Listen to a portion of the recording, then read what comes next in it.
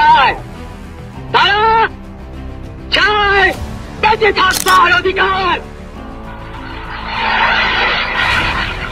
যে অধিকার আল্লাহ এই দেশের জনগণকে দিয়েছে, এই অধিকার কেউই কেড়ে নিতে পারবে না। বাংলার ইতিহাসে একজন সুদক্ষ সেনা সদস্য ও রাষ্ট্রপতি ছিলেন মেজর জেনারেল জিয়াউর রহমান, যিনি কিনা রণনায়ক হিসেবে বাংলাদেশের অধিকাংশ রাজনীতিবিদ তথা সাধারণ মানুষের কাছে সর্বাধিক জনপ্রিয় ছিল এবং বাংলাদেশের স্বাধীনতার ঘোষকও বলা হয় জিয়াউর রহমানকে। তিনি 1971 সালের মহান মুক্তিযুদ্ধে অবদানের জন্য বীরোত্তম উপাধিতে ভূষিত হন এবং জিয়াউর রহমানের হাত ধরেই বাংলাদেশ জাতীয়তাবাদী দল বিএনপির উত্থান ঘটেছিল। কি ভাবছেন, একজন মহান রাজনীতিবিদ হওয়া সত্ত্বেও কেন মারতে হলো জিয়াউর রহমানকে? দর্শক, জিয়ার শেষ পরিণতি জানতে পুরো ভিডিওটি জুড়ে আমাদের সাথেই থাকুন।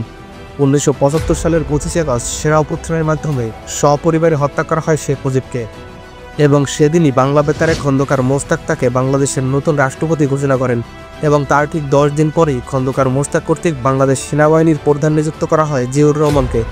পরবর্তীতে 1977 সালের 21 এপ্রিল সামরিক শাসন জারির মাধ্যমে তৎকালীন ভারপ্রাপ্ত রাষ্ট্রপতি আবু সাদাত মোহাম্মদ শাহেনকে সরিয়ে বাংলাদেশের রাষ্ট্রপতি পদে অধিষ্ঠিত হন তিনি এবং তিনি রাষ্ট্রপতি থাকাকালীন সময়ে শেখ মুজিবুর রহমানের কতিপয় হত্যাকারীদের বিদেশে প্রেরণ করা হয়, কিন্তু তার ইসলামিক মনোভাব তাকে বাংলাদেশের মানুষের সমর্থন এনে দেয়।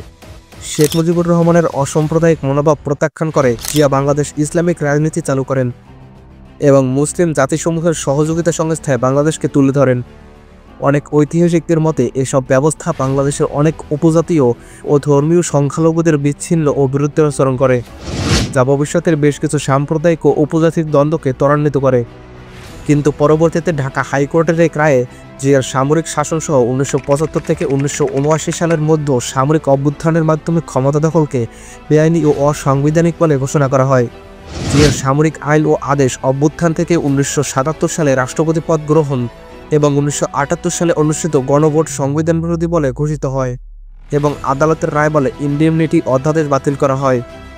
জিয়াউর রহমানের শাসনামলে তার রাজনৈতিক বিরোধীদের কঠোরভাবে দমন করা হয়।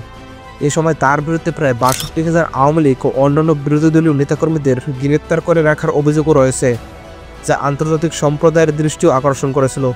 দাবি করা হয় জিয়াউর রহমান ক্ষমতায় থাকাকালীন সময়ে বিচার বহির্ভূতভাবে অন্তত 3,000 সেনা সদস্য, সামরিক ও বেসামরিক কর্মকর্তা নিহত হন এবং 1977 সালের অক্টোবরের 2 তারিখে অনুষ্ঠিত এক ব্যর্থ সেনা অভ্যুত্থানে জড়িত থাকার অভিযোগে 1143 জনকে বিভিন্ন কারাগারে ফাঁসি দেওয়া হয়, যা ছিল দক্ষিণ এশিয়ার এই স্কেলের সামরিক কর্মীদের প্রথম গণহত্যা। মূলত এই ঘটনা প্রবাহ থেকেই সেনা কর্মকর্তাদের ভিতরে একটি ক্ষোভের সৃষ্টি হয়। পরবর্তীতে চট্টগ্রামের স্থানীয় সেনা কর্মকর্তাদের মধ্যে সংগঠিত একটি কলহ থামানোর জন্য 1981 সালের 29 মে চট্টগ্রামে আসেন জিয়াউর রহমান এবং চট্টগ্রামের সার্কিট হাউসে গিয়ে ওঠেন তিনি। এরপরে 30 মে গভীর রাতে সার্কিট হাউসে এক ব্যর্থ সামরিক অভ্যুত্থানে নিহত হন জিয়াউর রহমান। পরবর্তীতে তাকে ঢাকার শেরেবাংলা নগরে দাফন করা হয়। প্রিয় দর্শক, এরকম নিত্য নতুন ভিডিও পেতে আমাদের চ্যানেলটিকে অবশ্যই সাবস্ক্রাইব করে রাখুন।